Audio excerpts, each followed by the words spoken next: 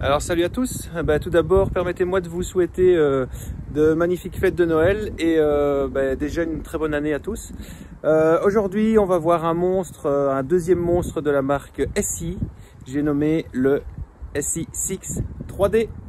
C'est parti. Voilà la bête. Alors pourquoi le 3D aujourd'hui? Bon vous connaissez déjà ma passion pour le SI5, hein, on ne le présente plus, voilà. Le SI5 est un couteau exceptionnel dont j'ai déjà fait une review. Il me manquait un petit truc au niveau du couteau en lui-même, de tout ce qui est épaisseur de lame, longueur de lame et au niveau de les moutures. Voilà, donc ici on va voir les similitudes et les différences avec le SI5 et avec le SI6 HM dont je n'ai pas encore fait de review et dont je ferai une review ultérieurement. Voilà, donc aujourd'hui on va voir surtout celui-ci, on va le comparer avec celui-là et avec celui-là. On est sur une longueur totale de 29 cm, sur une longueur de lame de 16,5 cm, sur une épaisseur de lame de 4,3 mm et sur une hauteur de lame de 3,9 cm pour un poids total de 335 grammes. Donc ici on est sur une valeur en fonction des sites de plus ou moins 220 €, qui est quand même un peu moins cher que le SI5 à l'époque où il est sorti. On est sur une construction full tang et plate semelle. Alors je dis plate semelle, pourquoi est-ce qu'il s'appelle le SI6 3D? C'est justement pour le changement d'ergonomie des plaquettes. Alors ici, je vais vous faire un comparatif avec les plaquettes carrées du SI5 que vous voyez ici, qui sont tout à fait plates, tout à fait droites et avec les bords qui sont relativement tranchants. Il y a pas mal de gens qui se sont plaints à juste titre, même si c'est un couteau de survie qu'il faut faire avec, que pour une utilisation prolongée, ça faisait quand même mal en main. Alors je ne sais pas si vous avez essayé vous-même le SI5 avec les plaquettes d'origine. Effectivement, à longueur de journée, bâtonner et même faire des coupes de précision avec une plaquette assez droite et assez carrée, ça fait mal. Donc ici, on peut vraiment voir que au niveau de l'ergonomie du manche, ils ont bossé le centre et ils ont travaillé l'épaisseur aussi, ce qui nous donne une prise en main beaucoup plus agréable. Alors ici, les SI6, il y en a énormément de couleurs différentes, avec des manches différents. Je pense qu'on peut les avoir en micarta aussi. Alors le 5 est en micarta de base. Celui-ci, on est sur du G10. Le G10 est toujours de base en fonction de comment il est travaillé un peu plus lisse que le micarta. Mais ici, ils ont mis des rainures de préhension. Ce qui fait que d'une base, on a un matériau qui est très stable au niveau des conditions atmosphériques, des intempéries, etc. Et qui est très dur au niveau de tout ce qu'il peut prendre dans la tronche. Et également, on a une préhension, que ce soit avec gants ou sans gants, exceptionnelle de par l'ergonomie du manche d'une part et de par la fabrication avec les rainures de préhension. Alors, on est bien évidemment sur une lame de type drop point, hein, comme à l'habitude chez SI, j'ai envie de dire. On a un bon jimping qui n'est pas trop agressif mais qui est efficace. On a un talon dépassant qui fonctionne bien aussi pour casser des vitres et tout ce qu'on veut. Livré avec la Dragon pour une prise plus sécure.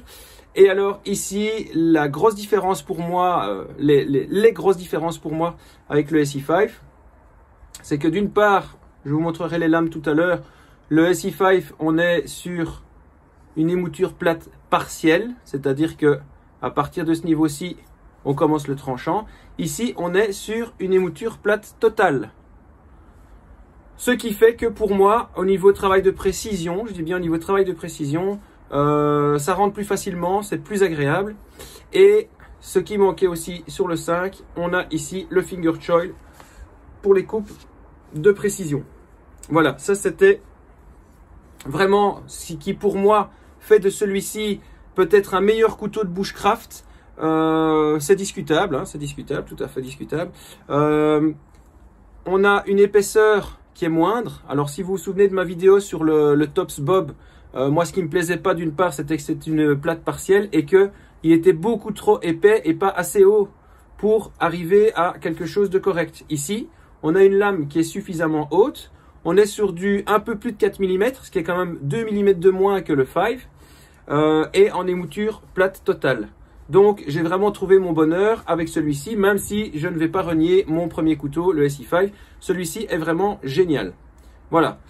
Coating tactique. Alors, il y a énormément de couleurs de coating différentes pour le 6. Celui-ci est pas mal, il passe partout.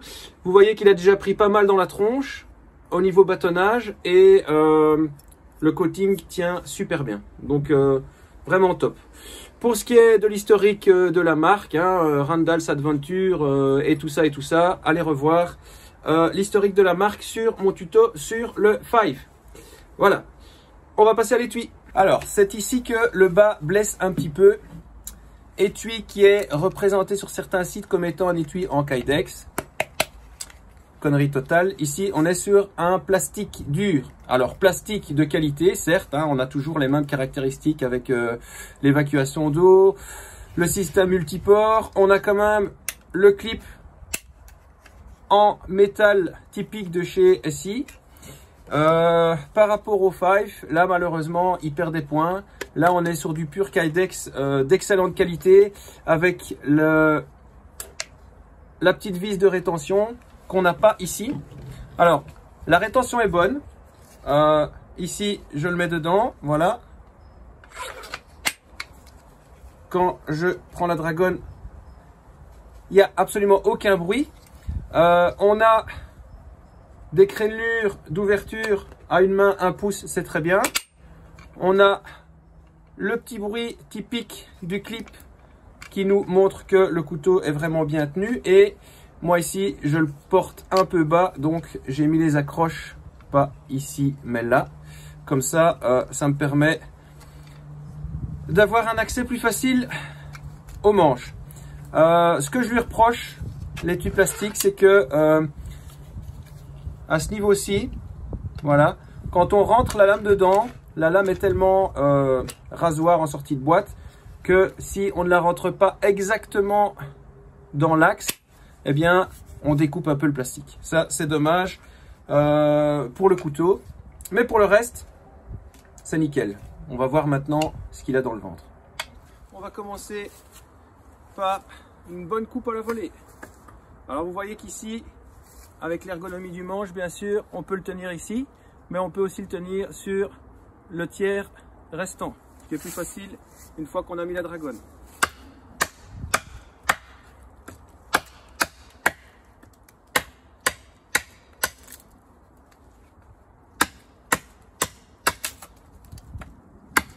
Ici, je suis sur du noisetier qui est relativement sec. Hop, voilà.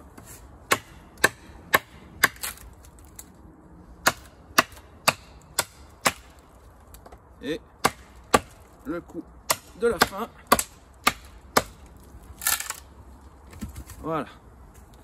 Vous voyez que on est sur une bonne petite section. Au niveau du bâtonnage, forcément, il est un peu moins lourd que le 5. Ici, on est sur un peu plus de 300 grammes. Le 5, on était sur presque 500.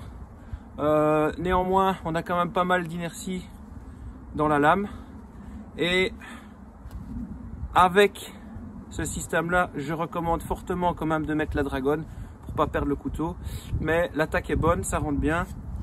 Je ne l'ai pas dit tout à l'heure, forcément, c'est SI All Style. Donc, on est toujours sur du 1095, 1095C carbone qui rouille. C'est pour ça que on a le coating tactique dessus. Et très facile à aiguiser et extrêmement solide.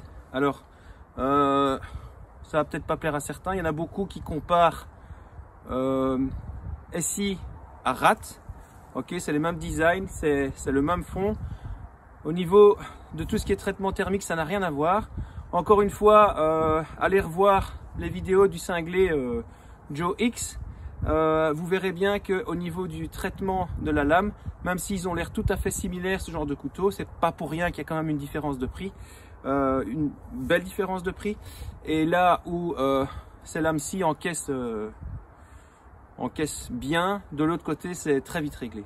Ça va, donc pour ceux qui se poseraient la question de savoir pourquoi tout le monde n'achète pas des rats, puisque c'est quasi les mêmes que ceux-ci, c'est à l'intérieur que ça se passe. On va pas s'emmerder avec du petit bois directement. Et si ça prend dans la gueule. Et c'est exactement ce qu'on va faire. Et même avec ça. Alors, c'est parti. Un petit coup de bâtonnage. Voilà. Alors, il est plus fin avec le 5. Ça l'emmerde pas. Et on continue.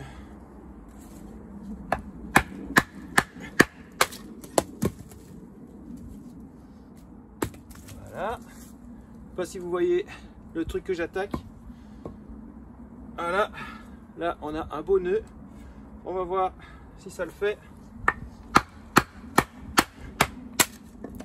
Voilà, rien à foutre. Hop. Et ici, pareil.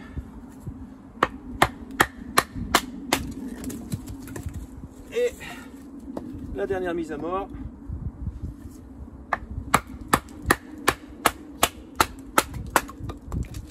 Voilà. On va y aller directement. Voilà. Alors. Voilà, vous pouvez voir les trucs. On va s'en sortir. Et on va l'achever. Cette saloperie.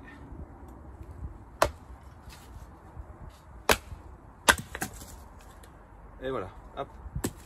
Donc, sans surprise, j'ai envie de dire, au niveau du bâtonnage, ben, forcément il est moins épais que le 5, mais ça c'est fait pour bâtonner. Alors, on ne bâtonne pas avec un couteau, on bâtonne avec une hache. Si on n'a rien d'autre et qu'on doit le faire, on le fait. Voilà, d'accord. Ça encaisse super bien. Les 2 mm manquants ici qui peuvent faire peur à certains. Pas oublier que la plupart des couteaux de bushcraft sont entre 3 et 4 mm et qui bâtonnent très bien. Ici on est quand même sur une lame assez longue. Donc moi je dirais pas que c'est un couteau de bushcraft pur, c'est vraiment couteau survie bushcraft.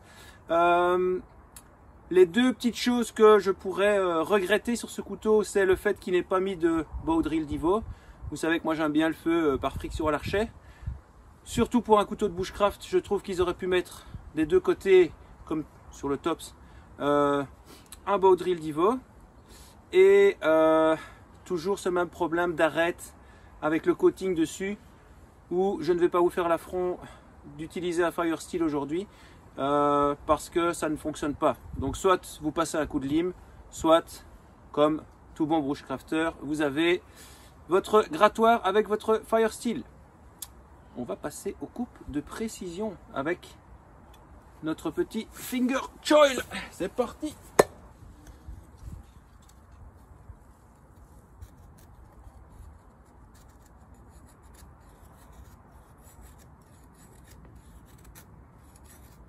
Voilà par exemple une des raisons pour lesquelles je préfère une émouture plate contrairement à une émouture plate partielle et le finger choil. Ici c'est vraiment agréable, ça glisse tout seul pour les feather sticks. On a vraiment une bonne prise en main qui est très sécure parce que à aucun moment avec ça on ne risque de glisser sur cette lame. Aucun moment. Et on se casse beaucoup moins la tête et on perd beaucoup moins d'énergie avec ce genre de lame. Voilà, ici Même pour ce qui est du wood carving, évidemment la lame est un peu grande, hein. C'est pas avec ça qu'on fait du wood carving. En mode survie, on peut tout à fait faire des petites coupes de précision. Ceux qui veulent s'entraîner à faire par exemple des training sticks avec différents angles ou ce genre de choses, ouais, on arrive vite à quelque chose avec ça. En prise inversée, c'est pareil, hein. Faire ça comme ça. Ici, je vais essayer de décrocher les plus petits copeaux que je peux pour vous montrer que c'est vraiment du tout fin de chez tout fin. Bien sûr, rasoir en sortie de boîte. Voilà. Là, plus petit que ça, je peux pas faire. Et là, on est vraiment sur du tout fin. Voilà, donc ici, bâtonnage facile, coupe à la volée facile, à sécuriser quand même avec la dragonne comme la plupart des couteaux, et précision top. On va un petit peu tailler pointe pour voir ce que ça donne. Taille genou.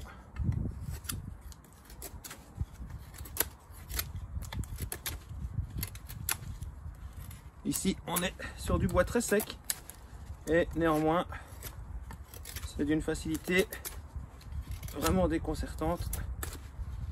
On arrive très vite à quelque chose.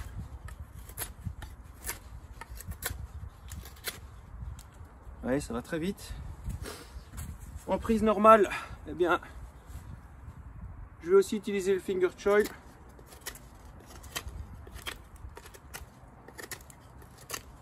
Et c'est toujours tout aussi facile. Et en prise inversée, là je ne vais pas utiliser le finger choil. Voilà, hop. On va vite la voir, notre petite pointe. Je ne sais pas si vous voyez quand même d'où je viens en très peu de temps. Et pour le reste, on peut fignoler, hein, on peut toujours fignoler. On peut toujours faire plus fin, mais voilà. Que ce soit pour faire des pièges, des armes de défense, que ce soit pour faire des ustensiles de cuisine en bushcraft ou ce genre de choses, vous avez vraiment une excellente précision avec ce couteau.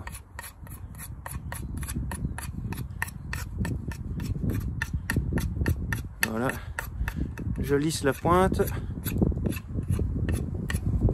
et voilà une pointe toute belle, toute lisse.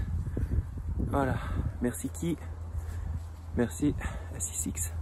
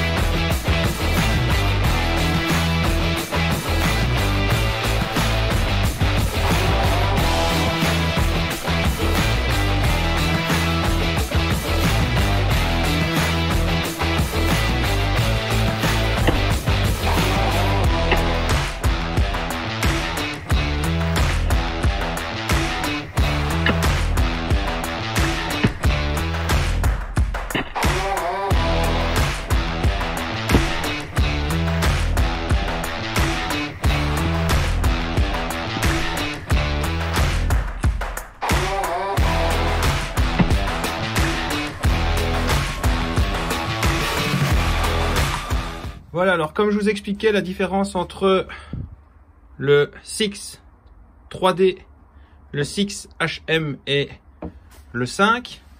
Donc ici le 5, vous voyez qu'il a une émouture plate partielle puisqu'à partir de ce moment-ci, il descend. Vous voyez qu'on est sur une lame qui est vraiment très épaisse. Alors au niveau du 6 HM pour Handle Modified, parce qu'ils ont modifié le manche pour les chasseurs, ça on en parlera plus tard. Et celui-ci, il n'y a pas énormément de différence au niveau de la lame. À quelques millimètres près, on est sur la même longueur de lame. on est sur la même hauteur de lame et on est sur la même épaisseur de lame. Ce qui change, ça va vraiment être ici et là. Celui-là, pour moi, a des petits problèmes de sécurité, mais on en parlera dans une autre vidéo. Vous voyez que, voilà, le manche du 5 est vraiment très droit, très épais, avec des bords très saillants. Et le manche du 6, beaucoup moins épais, avec un manche beaucoup plus ergonomique. Voilà. Pour le reste, ben, on a ici deux excellents couteaux. Hein. Celui-là, effectivement, pour moi, il serait vraiment plus typé survie, essentiellement survie. Moi, je passe plus de temps dans les bois qu'à essayer de me sauver la peau du cul. Donc, pour travailler sur un camp, moi, j'opterais plus pour celui-là, bien que j'adore celui-là. Et alors, au niveau des étuis, eh bien, ici, on a l'étui en plastique de merde du 6. Et ici, on a le vrai étui Kydex du 5. Alors, celui-là encaisse bien, mais c'est dommage. On le sent au niveau du poids et au niveau de la texture que, au demeurant, ça a l'air beaucoup plus fragile que celui-ci. Sachant que le 6HM avait également son étui Kydex. Ici, c'est un push que j'ai rajouté. On en parlera sur une autre vidéo. Voilà. Donc ici, on a trois géants SI qui sont tous les trois très bons dans leur domaine. Chasse, survie, bushcraft. Et voilà pour la review. Toute petite différence encore qui est négligeable mais qui se souligne. Au niveau des jimping, vous pouvez voir que, mis à part l'épaisseur de lame, on a des jimping qui sont plus larges ici. Un jimping plus large ici que là. Ce qui fait qu'ici le jimping est prononcé mais pour moi pas suffisamment. Et celui-ci par contre est vraiment top. Pour une bonne rétention sans faire mal comme sur le Tops Bob, hein, pour ne pas le citer, mon couteau que j'adore. Celui-ci a vraiment un super jimping. Donc pour en finir avec cette review, au niveau des plaquettes, vous pouvez encore acheter des anciens modèles plaquettes micarta larges si vous avez des grosses mains et que vous préférez peut-être le micarta. Je vous conseille quand même fortement les plaquettes en G10 3D qui sont bien évidemment interchangeables. Hein. Ça c'est comme surtout les SI. Que des qualités sur ce couteau. La lame encaisse bien. La lame au niveau 10-95 est suffisamment souple. Alors je fais pas les tests de pointe ici parce que moi je suis pas du genre en bushcraft à tanner dans des arbres pour savoir si je peux faire un trou dedans. Mais encore une fois, allez revoir les vidéos de Demolition X, Joe X ou d'autres vidéos. Vous allez voir qu'au niveau de l'assouplissement de la lame et de la solidité, c'est extraordinaire, contrairement au rat. Que ce soit le 5, le 6 3D, le 6 normal ou le 6 Handle Modified, c'est trois couteaux exceptionnels, trois couteaux qui pour moi valent quand même leur denier. N'oubliez pas que comme tous les couteaux SI, il est garanti à vie. Demain je pète la lame, je le remballe, il m'en redonne un nouveau sans poser de questions, gage de qualité. N'oubliez pas aussi que bien c'est fabriqué aux États-Unis sans intermédiaire et que c'est quand même créé par des gens qui sont dans la nature en permanence. C'est pas des prout-prout qui sont dans les bureaux et qui dessinent ça sur ordinateur. Les mecs, ils les testent sur le terrain pendant des années. Ils leur en font voir de toutes les couleurs et ça se ressent vraiment dans l'utilisation. Donc voilà, si vous avez des questions, n'hésitez pas, comme d'habitude. Si vous voulez mettre un petit pouce vers le haut, ce serait cool. J'adore échanger, donc n'hésitez pas, ben voilà, vous préférez le 5, le 6, le 4, le 3, le HM, le 3D, tout ce que vous voulez. Éventuellement, si vous voulez en essayer en CPM 3 ou 35, SV et tous ces bazars-là d'acier, machin et tout. Pour moi, le 1095 reste la référence au niveau survie. Je vous ferai une fois une vidéo sur les aciers pour vous expliquer pourquoi ça reste pour moi vraiment top en survie. Les plus, ben, ce fameux plaquette 3D, ce finger choil, émouture plate totale et les 4,2-3 mm qui pour moi font toute la différence. Le moins, l'étui, c'est tout. Voilà. N'hésitez pas si vous avez des questions sur d'autres couteaux SI ou même d'autres couteaux en général. J'espère que vous allez passer de bonnes fêtes de Noël, que vous allez passer de magnifiques fêtes de Nouvel An. N'oubliez pas que si la préparation est importante et que le fait de s'entraîner est important, le plus important, ça reste la famille, ça reste la santé et le putain de moral. Ça va? Donc ici, je vous souhaite à toutes et à tous de merveilleuses fêtes de fin d'année.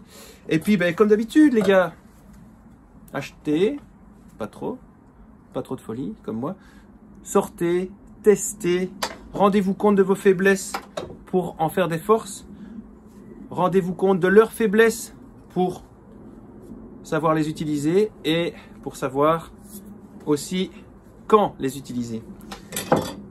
Et pour le reste, à l'année prochaine.